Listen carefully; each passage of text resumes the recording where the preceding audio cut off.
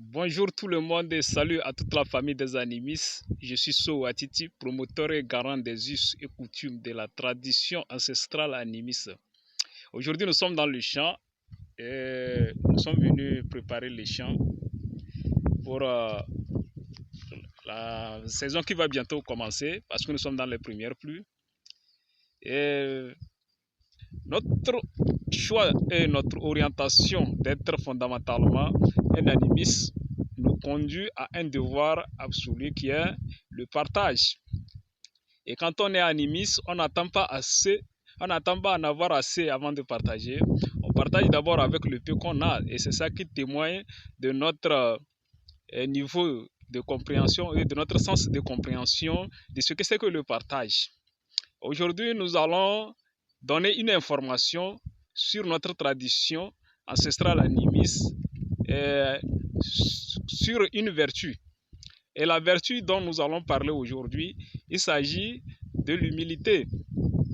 Et parlant de l'humilité, je pense que c'est la vertu la plus capitale qui fonde la base de toutes les vertus de l'animisme et de tout ce qui est comme projet dans l'animisme.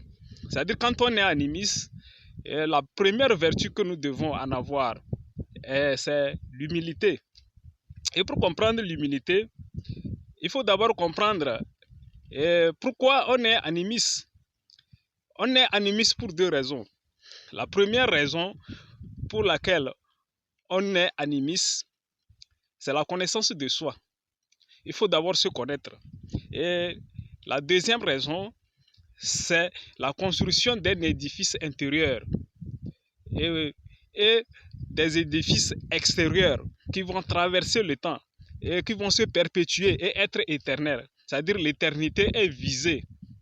Ce qui est visé dans l'animisme, c'est l'éternité. Donc c'est pour ces deux raisons qu'on doit nécessairement être un animiste. Et la nature a fait de telle sorte que, c'est-à-dire l'intelligence suprême a fait de telle sorte que chaque peuple a une civilisation. Et aujourd'hui, c'est très difficile aux hommes de se connaître, et en particulier les Africains. C'est très difficile à un Africain de se connaître parce que il est influencé par d'autres civilisations. Et cette influence fait qu'il est complexé. Et c'est très complexé, et c'est très difficile à un être qui est complexé d'être humble. Quand on est complexé, on ne peut jamais être humble. Donc, quand les gens prennent des décisions de façon volontaire et avec leur mental, pour poser des actes humbles, pour d'humilité, pour qu'on dise qu'ils sont humbles, c'est ça que nous appelons le jeu d'humilité. C'est-à-dire qu'ils jouent au jeu d'humilité. Et c'est très rusé. Pour être humble, cela nécessite une initiation. Et cette initiation se fait dans... nous avons proposé la vie communautaire. Et nous particulièrement, nous avons appris l'humilité dans l'agriculture. Parce qu'il y a de cela quelques années, avec tout ce que nous avons comme connaissance, et tout ce que nous avons eu comme initiation, tout ce que nous avons comme talent, nous n'étions pas en train de nous imaginer un jour faire le travail que nous faisons, c'est-à-dire le travail de la terre, l'agriculture, parce que avec notre civilisation actuelle, la société actuelle dans laquelle nous vivons,